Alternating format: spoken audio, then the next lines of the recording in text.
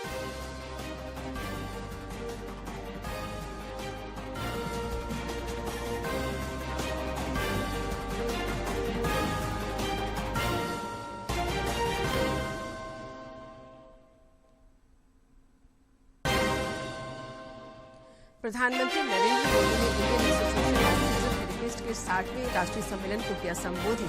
फिजियोथेरेपिस्टों को बताया मुश्किल समय में सिंबल ऑफ होप।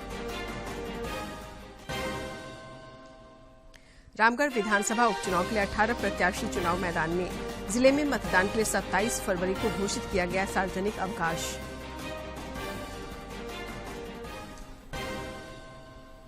पारसनाथ पर्वत मामले पर आज आदिवासियों ने गिरिडीह में किया रेल चक्का जाम। प्रदर्शनकारियों ने कई ट्रेनों को रोकने का किया प्रयास। प्रशासन हाई अलर्ट पर। और पुलिस महानिदेशक नीरज सिन्हा को जैप 1 परिसर में दी गई विदाई। नए डीजीपी और अब तक निर्णय नहीं। 3 आईपीएस हैं पैनल में।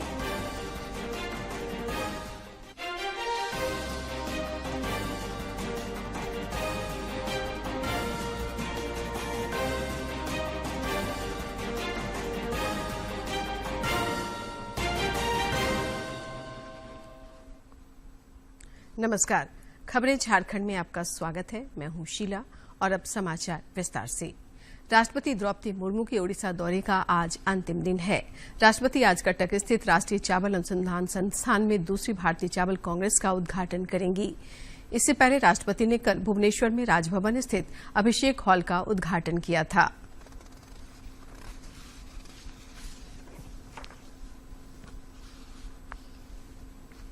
प्रधानमंत्री नरेंद्र मोदी ने वीडियो कॉन्फ्रेंसिंग के माध्यम से इंडियन एसोसिएशन ऑफ फिजियोथेरेपिस्ट के 60वें राष्ट्रीय सम्मेलन को संबोधित किया।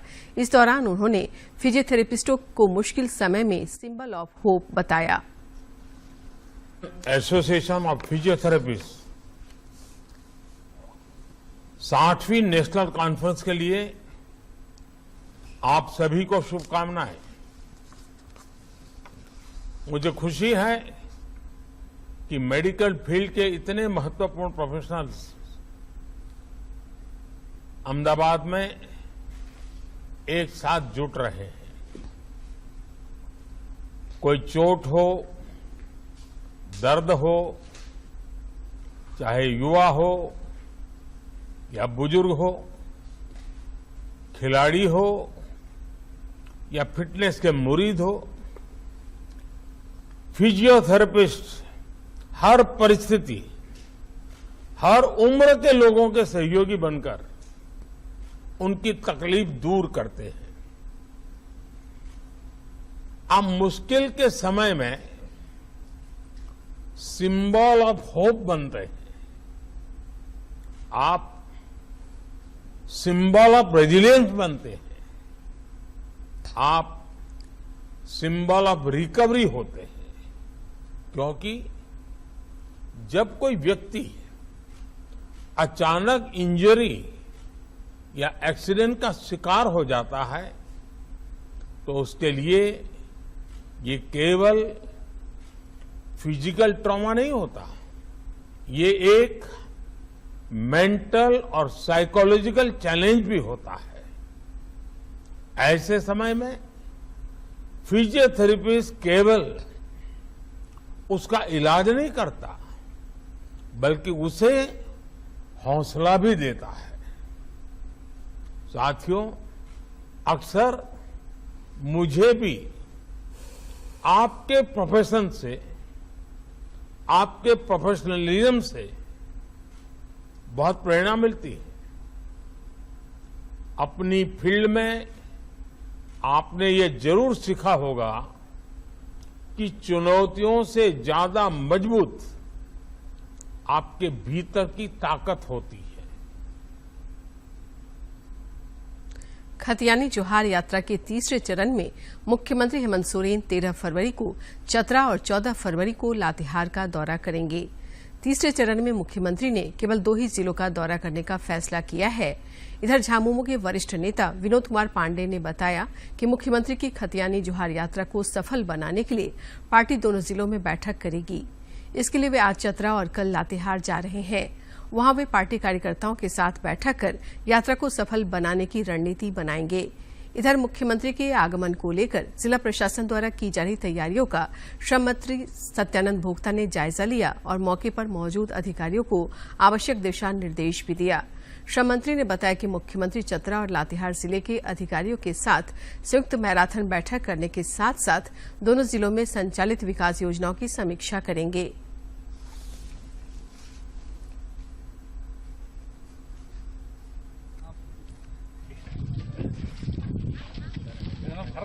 मुख्यमंत्री महोदय का आगमन चतरा में है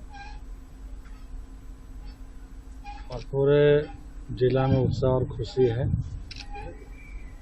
ये जोहार यात्रा में हजारों कार्यकर्ता जनता सभी भाग लेंगे और जो राज्य सरकार ने अभी तक 3 वर्षों में जो विकास कार्य किए हैं,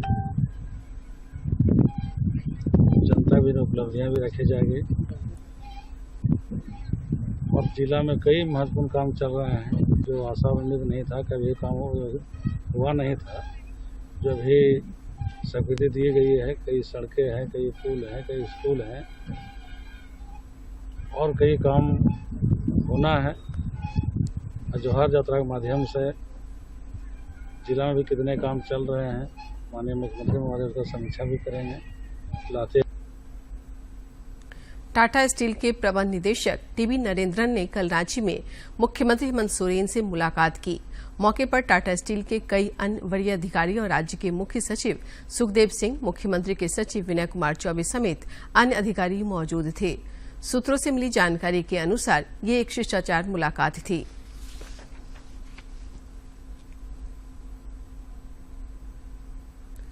रामगढ़ विधानसभा उपचुनाव के सिलसिले में चुनावी परिदृश्य साफ हो गया है। नाम वापसी के अंतिम दिन कल किसी भी प्रत्याशी ने अपना नाम वापस नहीं लिया। इसके बाद इस उपचुनाव के लिए चुनावी मैदान में 18 प्रत्याशी बच गए हैं। इनमें एनडीए की सुनीता चौधरी और यूपीए के बजरंग महतो के अलावा अन्य 16 उम्मीदवार निर्दलीय हैं। इधर राज्य सरकार ने रामगढ़ विधानसभा उपचुनाव को लेकर मतदान के दिन 27 फरवरी को सार्वजनिक अवकाश घोषित कर दी है।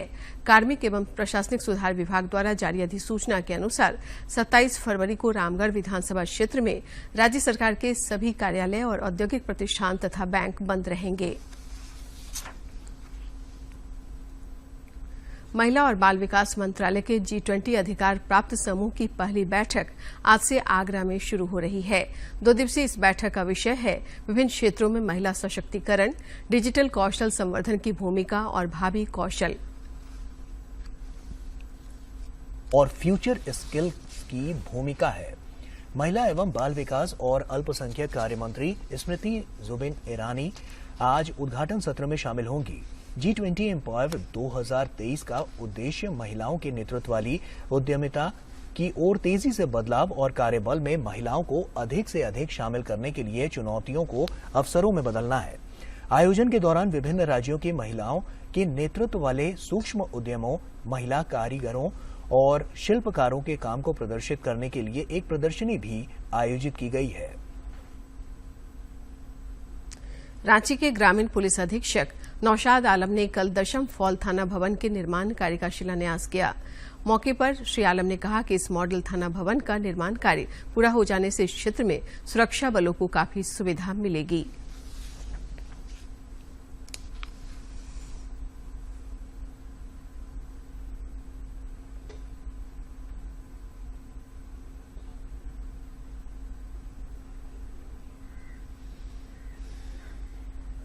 थाने का नया बिल्डिंग का हम लोगों ने शिलान्यास किया है।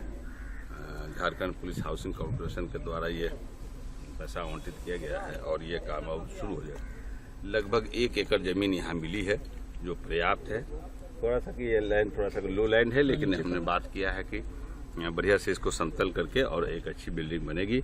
और जो सपना था यहाँ का दशम फॉल थाना एरिया में, ये जो एरिया जो बना है कि पूर्णतः उग्रवाद प्रभावित क्षेत्र ये रहा है। आज के डेट में भी बहुत पहले से तो राहत है, लेकिन हम लोग अभी फ्री नहीं कर सकते हैं, अभी भी और काम करना बाकी है। तो वही उसी को देखकर सरकार के स्तर से ये थाना का सृजन किया गया है जो आज इसका। राजभवन उद्यान को देखने के लिए कल अंतिम दिन सबसे अधिक करीब 80,000 लोग पहुंचे। राज्यपाल के निर्देश पर पिछले 11 दिनों में राजभवन उद्यान की खूबसूरती का करीब 4.5 लाख लोगों ने दीदार किया। इस बार राजभवन उद्यान की खास बात ये रही कि यहाँ के दोनों तालाबों में रंग बिरंगी मछलियों की संख्या बढ़ाई गई थी। वहीं राजभवन परिसर में लगे 50,000 से अधिक पेड़ पौधों का भी लोगों ने दीदार किया।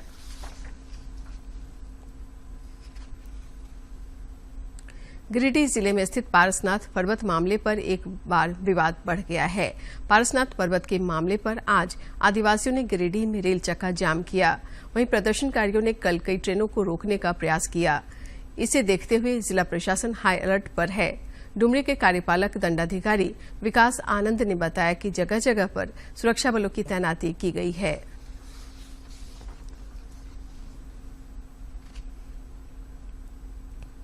प्राप्त हुई है कि आज आदिवासी सिंगल संस्था के द्वारा रेल एवं सड़क बंदी का सुबह 6 बजे से शाम 6 बजे तक का उन्होंने दिया है, सूचना दी है हमें। उसको लेके हम लोग सुरक्षा का जो संभव इंतजाम है वो कर रहे हैं। यहाँ पे रेलवे स्टेशन पे पर्याप्त मात्रा में पुरुष तथा महिला बल सुरक्षित तैनात है और बाकी हम लोग हर संभव प्रयास में लगे हुए हैं। पुलिस मुख्यालय के सख्ती के बाद चतरा के पुलिस अधीक्षक राकेश रंजन के निर्देश पर एसडीपीओ अविनाश कुमार के नेतृत्व में शहर के विभिन्न चौक चौराहों पर आज से स्पेशल एंटी क्राइम चेकिंग अभियान की शुरुआत की गई है। अभियान के दौरान अधिकारी और जवान शहर से होकर गुजरने वाले हर 2 पहिया और 4 पहिया वाहनों की गहनता से जांच कर रहे हैं।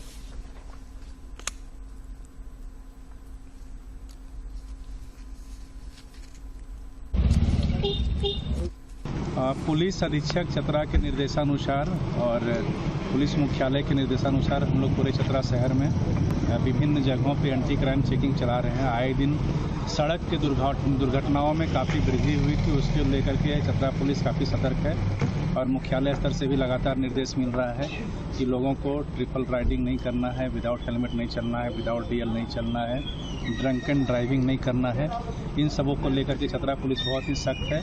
आप जैसा देख पा रहे होंगे कि हम लोग ये ड्राइव चला रहे हैं और ये ड्राइव लगातार हम लोग चलाएंगे जब तक कि केंद्रीय गृह मंत्री अमित शाह ने आंतरिक सुरक्षा को और अधिक मजबूत बनाने के लिए पुलिस प्रौद्योगिकी आयोग की जरूरत पर बल दिया है। श्री शाह ने आज हैदराबाद स्थित सरदार वल्लभ भाई पटेल राष्ट्रीय पुलिस अकादमी में भारतीय पुलिस सेवा के 74वें बैच के प्रशिक्षु अधिकारियों की दीक्षांत परेड को संबोधित करते हुए कहा कि जागरूकता, तत्परता और कार्यदक्षता के 3 मंत्रों से आयोग पुलिस को हेड कांस्टेबल से लेकर महानिदेशक तक को तकनीक में प्रवीण करेगा और सुरक्षा बलों को आने वाले समय में चुनौतियों का सामना करने में सक्षम बनाएगा। ने एकेडमी के सामने जो लक्ष्य रखे थे वो सभी भली भांति पूर्ण किए हैं। आज कुल 195 अधिकारी प्रशिक्षु अकादमी में चरण 1 का बेसिक कोर्स का प्रशिक्षण प्राप्त कर रहे हैं। मुझे आनंद है कि इसमें 41 महिला अधिकारी हैं। इसमें 166 आईपीएस प्रशिक्षु अधिकारी और 29 प्रशिक्षु अधिकारी हमारे पड़ोसी देशों से भूटान, नेपाल, मालदीव और मॉरिशस से है। मैंने जब देखा कि आपकी बेसिक क्वालिफिकेशन में सबसे ज्यादा टेक्निकल बैकग्राउंड के प्रशिक्षु है, मैं आप सभी को बताना चाहता हूं कि देश के प्रधानमंत्री नरेंद्र मोदी जी ने आने वाले 25 साल की चुनौतियों को निपटने के लिए पुलिस टेक्नोलॉजी मिशन की स्थापना की है। जो पुलिस टेक्नोलॉजी मिशन हमारे देश के सभी पुलिस संस्थानों को टेक्नोलॉजी की दृष्टि से न केवल विश्व के टेक्निकल चुनौतियों के अनुरूप बनाएगा, इसके साथ साथ हेड कांस्टेबल से लेकर डीजीपी तक की पूरी पुलिस प्रणाली को टेक्नो सेवी भी बनाएगा।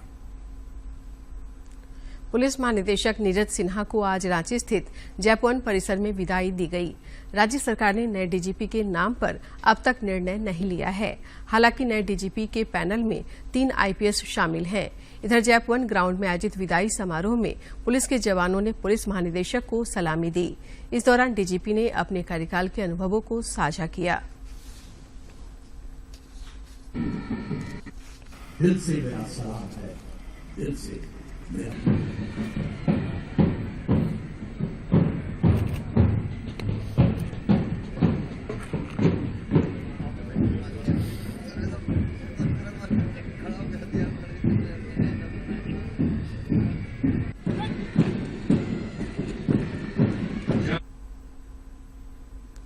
भारत ने बॉर्डर गावस्कर ट्रॉफी के पहले मैच में अपनी पहली पारी में 400 रन बनाए।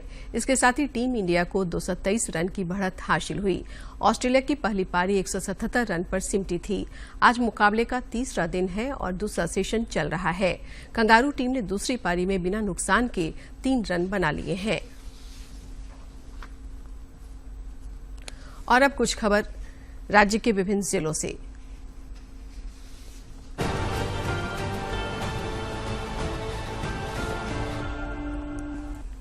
सांसद संजय सेठ ने लोकसभा में पहाड़ी मंदिर का मामला उठाया और उसके संरक्षण और संवर्धन की मांग भारत सरकार से की।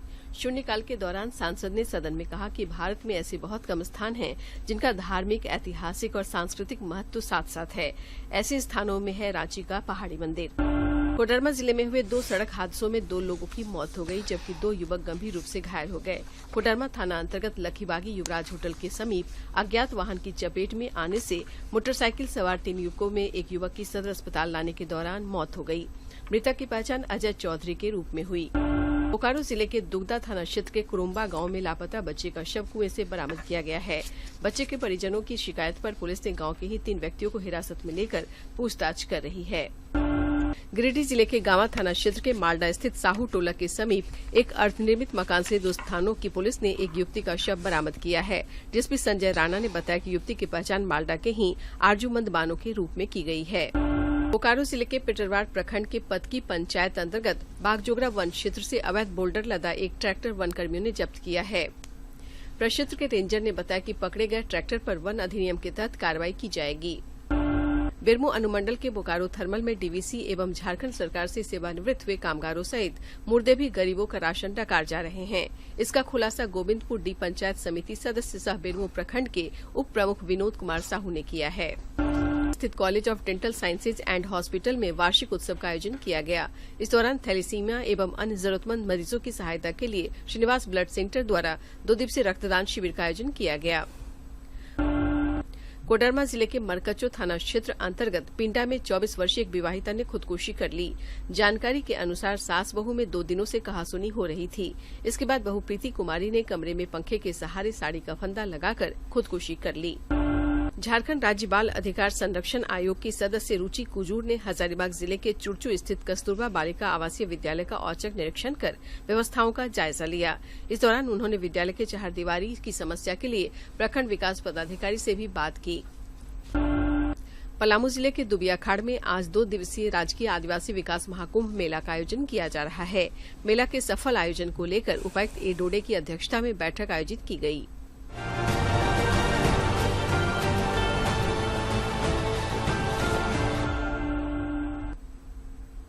केंद्र प्रायोजित आकांक्षी जिला कार्यक्रम झारखंड के आकांक्षी जिला गढ़वा में किसानों को संबल प्रदान कर रहा है। यहां के किसान वैज्ञानिक पद्धति से खेती करके उपज और आमदनी तो बढ़ा ही रहे हैं, साथ ही नए फसल भी लगा रहे हैं।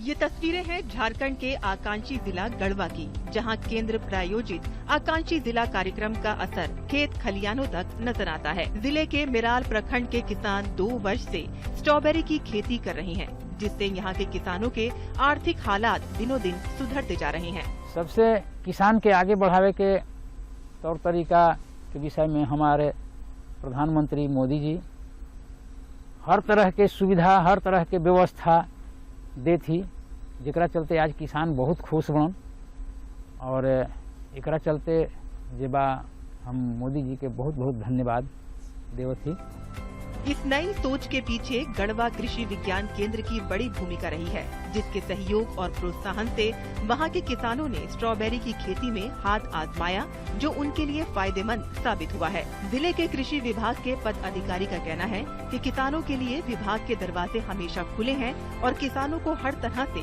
सहयोग किया जा रहा है। स्ट्रॉबेरी की खेती की जा रही है और 3 सालों से की जा रही है। उनके आर्थिक स्थिति में काफी सुधार हुआ है और सभी भाइयों से अनुरोध है वो लोग जो है अपना फसलों का अच्छा से अच्छा उत्पादन करके और कृषि के क्षेत्र में लोग क्रांतिकारी परिवर्तन करके अपने जीवन स्तर को सुधार सकें। कृषि विकास और किसान कल्याण के लिए चलाई जा रही सरकार की योजनाएं गढ़वा के किसानों के लिए बेहद मददगार साबित हो रही हैं। जिला के उपायुक्त रमेश घोलप का कहना है कि किसानों को सरकारी योजनाओं का भरपूर लाभ दिया जा रहा है ताकि वह उत्पादन बढ़ाकर अपनी आमदनी बढ़ा सकें। केंद्र और राज्य सरकार की कई सारी जो कृषि से संबंधित योजनाएं हैं उसका लाभ लेके किसान अच्छी तरीके से खेती गढ़वा जिले में कर रहे हैं। मैं आपके माध्यम से भी अपील करता हूं कि कृषि विज्ञान केंद्र हो, आत्मा हो या कृषि विभाग से समन्वय स्थापित करके किसान योजनाओं की जानकारी ले, तकनीकों की जानकारी ले और वैज्ञानिक पद्धति से खेती करके अपने उत्पादन को बढ़ाएं। देश के आर्थिक विकास में कृषि क्षेत्र की अहम भूमिका है। केंद्र प्रायोजित आकांक्षी जिला कार्यक्रम अन्नदाताओं को सशक्त बनाने में सहयोगी बन रहा है, जिससे खेती बाड़ी की ओर लोगों की रुचि लगातार बढ़ रही है, जो एक सकारात्मक संकेत है। Bureau report, DD news. No cost और लो कॉस्ट के मंत्र से कोडरमा के सरकारी स्कूलों का न सिर्फ शैक्षणिक माहौल बदल रहा है, बल्कि स्कूलों की आधारभूत संरचनाएं भी बदल रही हैं। ऐसे में कोडरमा के ये सरकारी स्कूल निजी स्कूलों को कड़ी टक्कर दे रहे हैं। स्कूल की दीवारों पर पेंटिंग, प्लेग्राउंड में खेलते बच्चे और ट्रेन के डिब्बों की शक्ल में बनी इस क्लासरूम को देखकर शायद आपको यह लग रहा हो कि यह कोई निजी विद्यालय है, लेकिन आप गलत हैं। दरअसल ये कोडरमा के सुदूरवर्ती गोदखर का उत्क्रमित उच्च विद्यालय है। जिले में और भी कई ऐसे सरकारी विद्यालय हैं जहां नो कॉस्ट और लो कॉस्ट पर आधारभूत संरचनाओं में बदलाव आ रहा है। साथ ही स्कूलों के शैक्षणिक माहौल भी बदल रहे हैं। उपायुक्त आदित्य रंजन भी मानते हैं कि सामूहिक प्रयास से सरकारी स्कूलों में गुणवत्तापूर्ण सुधार हो रहा है।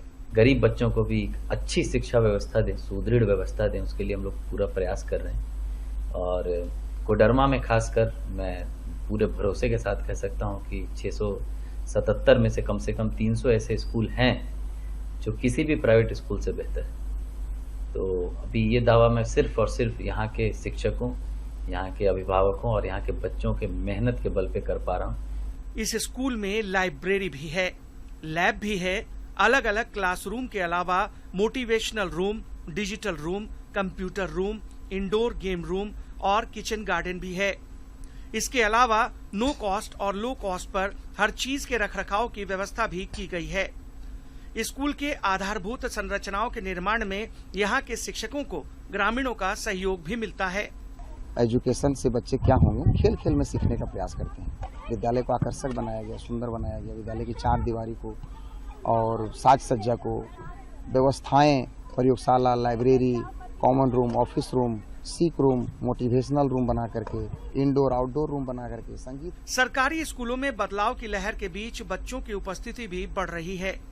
गुणवत्तापूर्ण शिक्षा को लेकर सरकारी स्कूलों में प्रोजेक्ट रेल और प्रोजेक्ट इम्पैक्ट चलाया जा रहा है, जिसके तहत हर शनिवार को छात्र छात्राओं की पढ़ाई के मूल्यांकन को लेकर टेस्ट लिया जाता है और प्रोजेक्ट इम्पैक्ट के तहत गतिविधि आधारित शिक्षा दी जा रही है। सरकारी स्कूलों का बदलता माहौल छात्र छात्राओं को रास आ रहा है।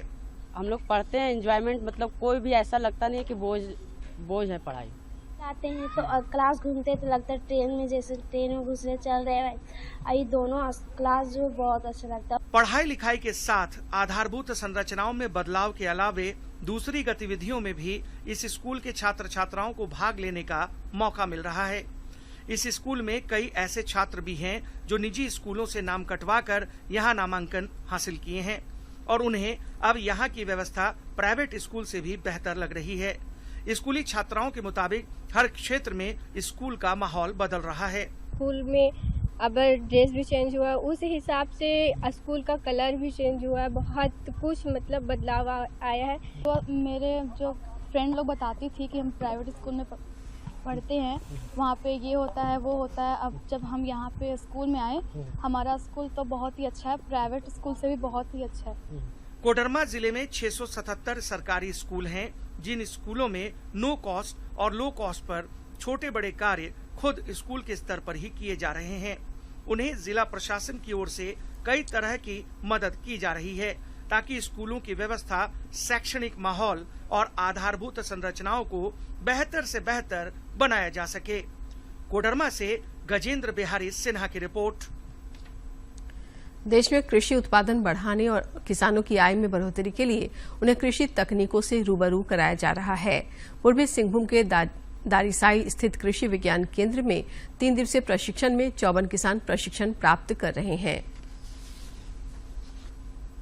पूर्वी सिंहभूम जिला मुख्यालय से लगभग 35 किलोमीटर दूर दारीसाई स्थित कृषि विज्ञान केंद्र में प्रगतिशील किसानों की आय बढ़ाने और ज्यादा उत्पादन बढ़ाने के उद्देश्य से 3 दिवसीय प्रशिक्षण दिया जा रहा है। मास्टर ट्रेनर हरिओम शरण ने बताया कि कृषि विज्ञान केंद्र द्वारा प्रशिक्षण कार्यक्रम में प्रगतिशील किसानों को सतत विकास लक्ष्य और इससे संबंधित पूर्ण ग्रामीण विकास योजनाओं के बारे में बताया जा रहा है। गांव में ग्राम सभा के माध्यम से ही आपकी सारी विकास की योजनाओं का क्रियान्वयन होता है और उसके बाद में ग्राम पंचायत उसको अपने स्तर पर लागू करवाती है।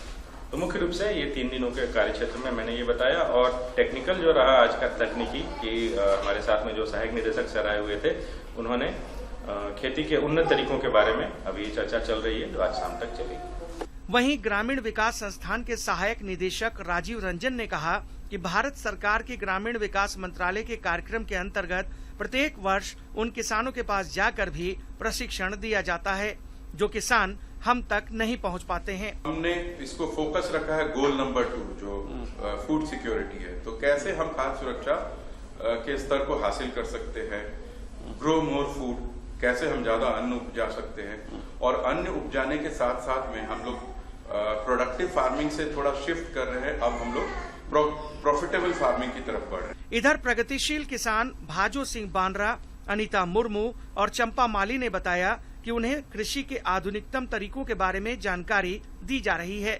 साथ ही साथ ग्रामीण विकास योजनाओं से भी उन्हें अवगत कराया जा रहा है।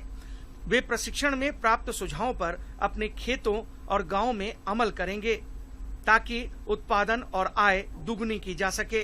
किस तरह से हम लोग अधिक मुनाफा कर सकते हैं और अधिक से अधिक बेहतरीन तरीके से हम लोग किस तरह से हम लोग खेती कर सकते हैं। खेती करते हैं, उसके बाद हम लोग सरसों, आलू और बैगन और टमाटर हैं, ये सब हम लोग ज्यादा खेती कर रहे हैं। ज्यादा खेती अगर अभी जनसंख्या बढ़ रहा है तो जैसे कि खेती तो उपज कम हो जा रहा है। इसमें कोई संदेह नहीं कि कृषि उत्पादन बढ़ाने के लिए किसानों को कृषि तकनीकों से लैस करना समय की मांग है, क्योंकि खेत का दायरा सीमित है और जनसंख्या रोज बढ़ रही है।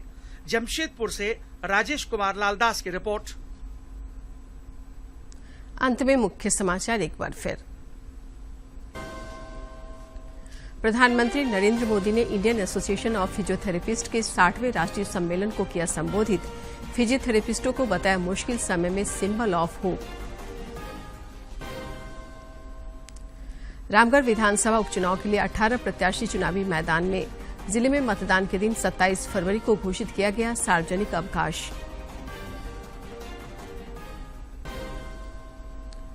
पारसनाथ पर्वत मामले पर आज आदिवासियों ने गिरिडीह में किया रेल चक्का जाम। प्रदर्शनकारियों ने कई ट्रेनों को रोकने का किया प्रयास। प्रशासन हाई अलर्ट पर। और पुलिस महानिदेशक नीरज सिन्हा को जैप 1 परिसर में दी गई विदाई। नए डीजीपी पर अब तक निर्णय नहीं, 3 आईपीएस हैं पैनल में।